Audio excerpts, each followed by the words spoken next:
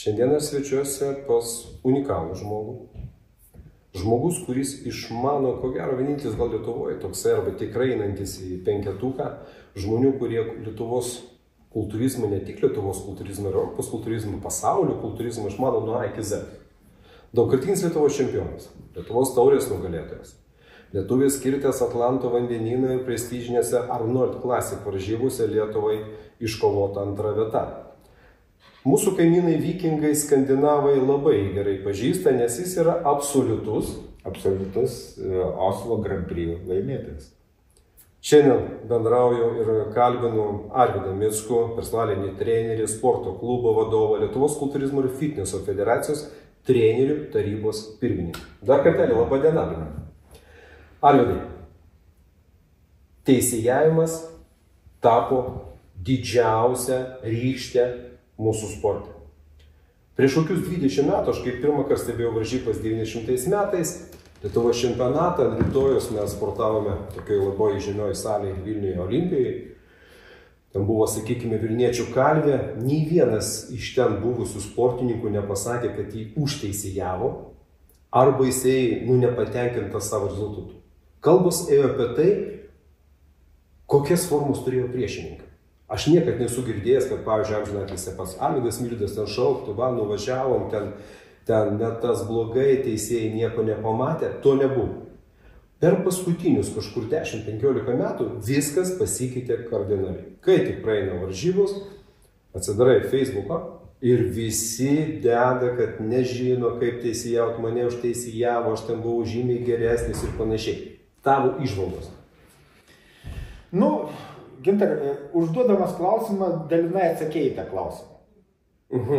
Pirmiausia, tas, kaip čia sakysim, raktinis žodis, tai buvo internetas, Facebookas, dar Instagramas. Viskas šitas paskutiniu metu daro meškos paslaugą. Jeigu mes grįžtume minėtus 20 metų atgal, tai ta informacija paplisdavo tik tai per tam specifinius tuos leidinius. Arba per susirinkimo metu. Arba susirinkimo metu, kur praeidavo gal po tų varžybų mėnesis, 2 ar 3. O dabar tai viskas įvyksta momentiškai, net kartais net varžybų metu viskas jau keliama į internetą, į Facebooką, tenai, į visus tuos kitus socialinius tinklus. Ir visi tuo metu sprendžia ir teisėjauja. Mes priartėjom prie tų momentų, kai mes žiūrim varžybas Žalgiris CSKA, ar ten Žalgiris Barcelona, ar dar kas nors. Sėdim, geriam alų, valgom čipsus ir visi esam specialistai. Tas treneris blogas, tas blogas. Čia irgi tas pats. Visi pasidarė specialistai. Arvydai, aš taip suprantu, kad 15 minučių mums neužteks visko šito išnarplioti, nes dar mūsų laukia, aš toks galvoju, mes dar su norėtų pakalbėti tokią temą, kaip po kiekvienų varžybų paplinta labai daug trenerių, specialistų, dietologų ir panašiai. Ta pati tema. Ar pačiam teko taip susidurti, kad, pavyzdžiui, prietų finalinio trejeto dalyvis ir pasakytų, žinai, Arvydai, mane užteisėjavo. Aš turėjau būti koks 4., 5, bet tikrai ne finaliniam trejete. Ar taip pasitaikė? Tai nėra ir niekada tai nebus. Nes trejetų finalistas tau, kuris gavo tą medalį, kai sako, gavo savo defaminų dozę, niekada jisai neprisipažys, kad jisai buvo blogesnis. Tai reiškia, už 3., už 4. ar 5. vietą. Čia žmogus iš prigimties yra konkuruojanti asmenybė. Jisai nori būti kuo aukščiau, kuo toliau, kuo greitesnis, kuo aukščiau pašokti, kuo geriau numest kažką. Ir čia konkurencija yra tame, kad aš esu gražesnių tų formų. Kai sako, pas mane plunksnos spalvotos daugiau, aš kaip povas pasirodau gražiau. Tai Nu, nebus taip, Gintarai. Bet tada gerai, bet tada... Labai turi būti antiek turi būti savikritiškas žmogus, kad jis, arba antiek savim nepasitikėti, kad pripažinti, kad jis yra blogesnis už tą, jis gal viduje mato, kad tas priešininkas geresnis, bet užėmęs aukštesnę vietą jisai neprisipažins. Nu, niekada. Aš nežinau, jau moralė turi būti aukštam lygiai. Bet tada tu man vėlgi pasakyk, vėlgi žvelgime praeitį, niekas nekalbėdavo dėl to, kad tiesiog nežinojo kriterijų gal teisėjavimo. Ar dabar jau tokie visi specialistai, kad tiesiog nueina į varžybas, jis jau viską žino, kaip turi įskilt, kokios proporcijos, koks ten tas reljefas, gilus ar negilus. Kame? Nu gerai, tada gal nebuvo to Facebooko, Instagramo, bet ir tuose viešuose pokalbiuose tikrai niekas taip nešaukdavo, neaiškindavo, kaip ten blogai buvo teisėjimus, daugiau už tai nebevažiuos. Gal kriterijų įsigilinę žmonės, tie dalyviai. Taip. Sportininkai į kriterijų įsigilinimą gal buvo ir mažesnis tikrai. Dabar vat vėl, grįžtam prie to paties. Dabar tas informacijos staigus gavimas, jisai kaip ir yra pliusas, bet ir minusas. Nes žmogus sukuria savo įvaizdį, sukuria savo standartus. Gerai. Arvydai, pasakyk prašau, kultūrizmas. Taip. Kas yra kultūrizmas scenoje? Pagal kokius kriterijus yra vertinamas? Simetrija. Taip. Raumeninė masė. Taip. Kokybė. Gerai. Tada pereinam prie žemesnės kategorijos. Klasikinis kultūrizmas. Svorio į ūgių santykis, proporcijos, kokybė. Ir kas dar beliko? Ta kategorija, kur ne per seniausiai atsirado, kur visi šaukia, kad niekada juose nedalyvaus, daugelis iš jų teisingai, tai vadinami šortai. Mens fizikas. Ir proporcijos, genetika.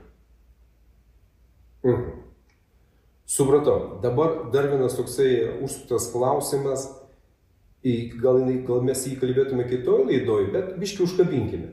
Tavo požiūris į tai, kad dabar sportininkai atvykę varžybas registruojasi mažiausiai 2, o tai net ir 3, 4 kategorijose. Ko anksčiau irgi nebuvo. Pakliuvai į kultūrizmą iki 60, 70, 80. Atėjai į ūgį, 1,68 m, 72 kažkaip būdavo. Ir veteranų. Ir taip, viskas. Dabargi ateina ir dažniausiai klausimai, kurie aš girdžiu prie sekretariato, o kiek anoje kategorijoje žmonių? Tavo toksai komentaras. Noriu užimti pirmą vietą. Bet taigi su treneriu dirbo tam tikroje kategorijoje. Ar yra trenerių universalų, kurie gali paruošti sportininką skirtingose kategorijose? Manau, ne. Ne, treneris gali paruošti, bet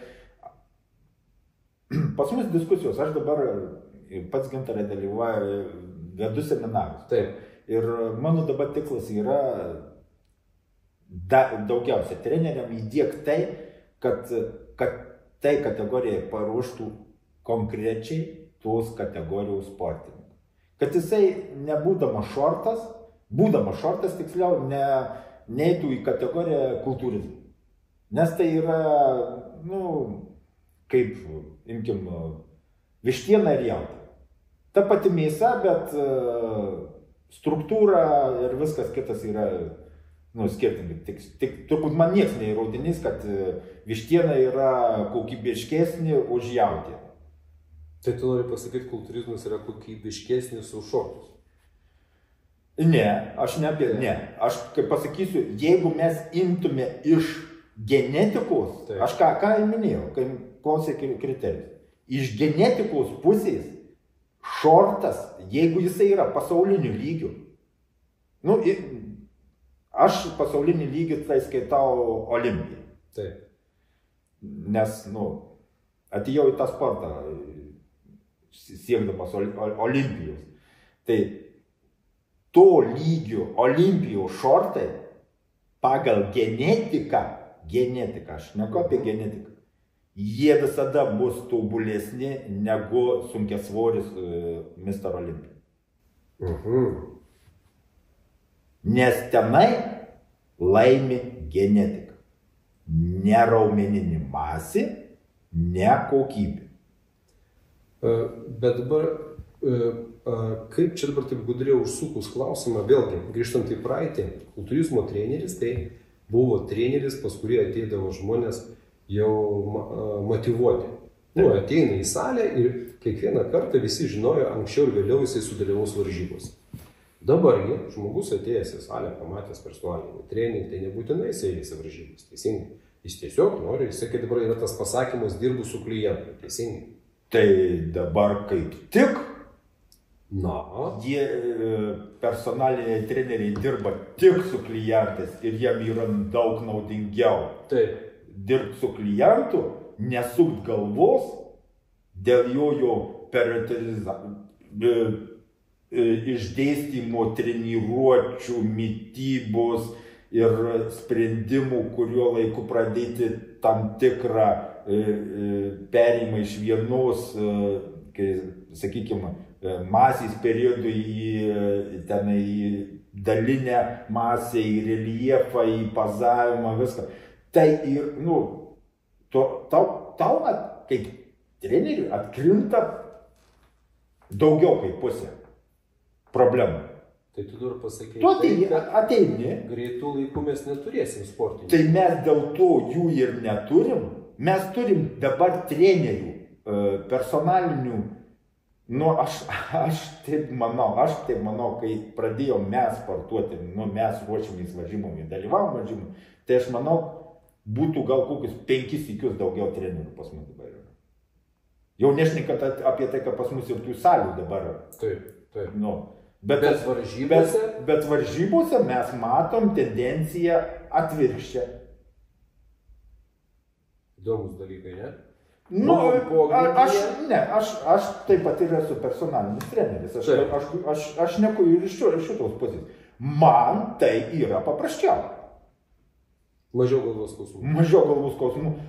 Aš ruošdamas sportininką, išeidamas į paskutinį mėnesį faktiškai, aš su juo jau bendrauju, kiekvieną dieną. Jeigu tenai paskutiniais 3-4 paros, tai čiut ne 24 valandos. Aš žinutės gaunu ir 3 nakties. Ir ten... Supratau. Jisai ant stresų tokio, kad nenuėjo į tualetą ar dar kas nors. Tai dabar... Šnekime atvirai, mūsų sportas yra labai smulkmeniškas sportas. Paskutiniais 3-4 paros yra lemiamas. Kokybės prasme.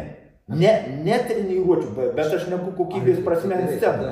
Aš vis tave užduodu į tą temą, kaip išgelbėti. Kokie vaistai? Paskutinės varžybos, kiek mes su tame esam buvę, jau dabar kokie, kiek ten, 30, 40, tai yra labai gerai. Dalyvių kokie, 40, tai yra labai gerai. Kažkada Vilniaus varžybose buvo 120. Tai ir IBB varžybose buvo 180. Taip.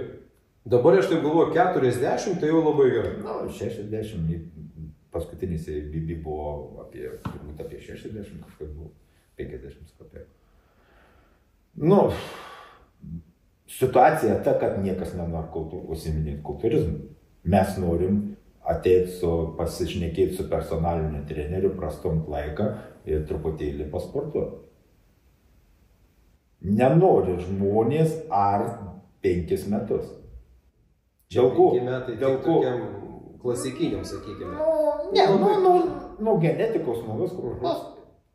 Galima per 5 metus ir ant scenos išvesti ir naujoką sunkia svorį. Galima, čia ne problema. Aišku, jisai nebus tankaus raumenyno, kokybiškas ar kas, bet jeigu genetika viskas leidžia, tai užauginti tam tikrą raumeninę masę iki 90-95 kg, aš manau, čia nėra problema.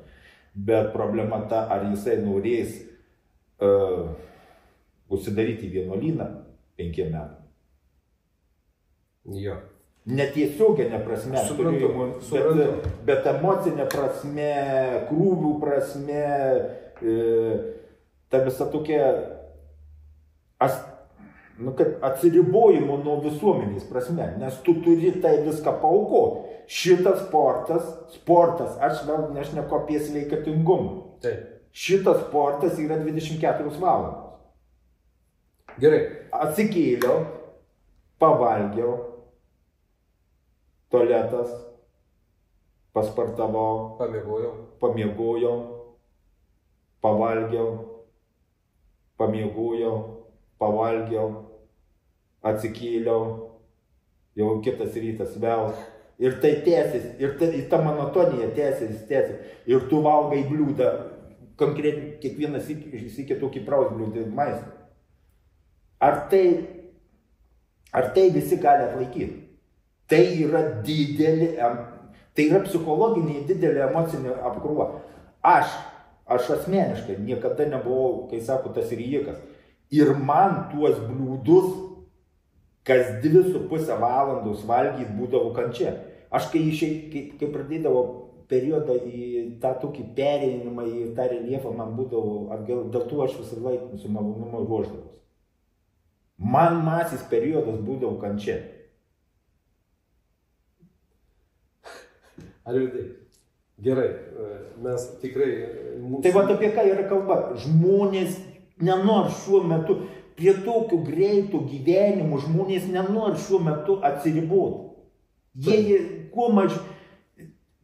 Paprasčiausias klausimas, o kas man iš to? Ir man dabar, tais laikais dalyvaujančiam už diplomą ir už medalį, skardinį ar dar kokią taurelę, keista. Aš tada veržiausi. Paskui jau pradėjau ten, kai kas vis viena kita papildų kompanija, ten kokį baltymų kokį duodami, ten kibiriuką ar daką, nors nu, tai čia iš vis jau kažkas tai tokio super drupė. O dabar, kas man iš to? Aš gausiu pinigus? Pirmas klausimas, aš gausiu pinigus. Aš Instagram'e pasipaveiksluosiu, surinksiu sekėjų ir aš būsiu Instagram'o čempionas ir man jau žiūrėk kažkas mokės pinigus. Žinok, mes šitą klausimą irgi kalbėtume, nes yra žvaigždžių, kurie niekart nestovėjo scenų, bet jis pinigais dar daugiau jį pažįsta. Taip, mes šitą temą ir pakalbėsim. Arvydai, ar galėtum išvardyti 5 trenerius, kurie tavo akim ruošia kultūristus? Kultūristus, konkrečiai sakykime, kur dirba ne su klientais salė, kurie, pavyzdžiui, išgirsto mūsų žiūrovus. Ne, tai tokių nebus. Kaip bus? Kiek aš žinau, aš jau net tada, jeigu tu uždavė šitas, net aš negaliu, nes aš ruošiu klientus. Gerai, jeigu taip, kas ruošia Lietuvoje dar liko iš tų, kurie ruošia mūsų sporto? Tai sakykime, Arūnas Vandys. 1. Renaldas Česnaitis. 2. Aš. 3. Vienu metu Blaževičius ruošė. 4. 5 pagimdysim, ar ne? Aš nenoriu įžeisti, kai kas sakys, gal aš geriau ruošiu, ar daugiau. Yra, dar yra vienas kitas. Tokių, bet kad konkrečiai taip simtų tuo ir turėtų tokią patirtį, tai aš daugiau gal ir nežinau. Tai dabar reziumuojant pokalbį. Mes per daug greitas mūsų gyvenimo tempas, visi norim dabar šią minutę. Taip. Kas liečia teisėjavimą, tai reiktų kiekvienam suprasti, kad yra kriterijus. Jeigu iš teisėjavimo pusės, Gintar, man labai imponuoja, Rusijoje yra susikūrusi nauja federacija. NBC, ne NPC, o NBC. Ir toje federacijoje teisėjaujama tuo metu ir visi žiūrovai visi mato, kaip teisėjaujama. Ta prasme yra keli skaičiukai? Yra du ekranai ir ant tų ekranų iš karto atsiranda balai. Supratau. Ir čia kažkada buvo tokia pradžia, kada keldavo skaičiukus. Taip, aš apie ką šneku. Mūsų kultūrizmų pačioj pradžioj, pas tą patį Veidelį, ir Maboj, ir pas mus Lietuvoje, pasakykim tiesiai šviesiai, Lietuva buvo iš tų šalių tarybinių, viena iš pirmų, kuri pradėjo rengti varžybų. Ir tuo metu būdavo keliami balai kortelėm, tenai. Tai va, jie grįžo prie to. Šitas momentas man labai yra, kaip čia pasakyti, toksai artimas. Nes jisai truputėlį, sakykim, aišku, jeigu tu morališkai labai stipriai supuvęs teisėjas, tai tau prie visų pakeltą tą už savo sportininką arba už tą, kur simpatija tenai tą tašką, bet truputėlį riboja tą įsibarstymą. Aha, labai geras pastebėjimas. Arvydai, trumpai ir aiškiai artėja Kalėdos, nauji metai. Mes šiaip su prieglės, teisingai. Mes jūrbarkė prieglės. Tavo palinkėjai. Sportininkam. Gerbiami kolegos ir sportininkai, linkiu sveikatos, pasiekimų mūsų sporte ir, kai sako, kad kiti metai būtų su geresniais pinigais, tai ir bus noras dalyvauti varžybose. Ačiū Jums visiems, Arvydas Mickus. Mes tikrai dar ne kartą kalbėsime su juo. Čia tik tokia įžanginė laida prieš mūsų tikrai ilgus susitikimus. Ačiū gerbiamas Arvydai. Iki greito. Ir visus su artėjančiom šventėm. Tai buvo Kultūrizmas kitų kampų.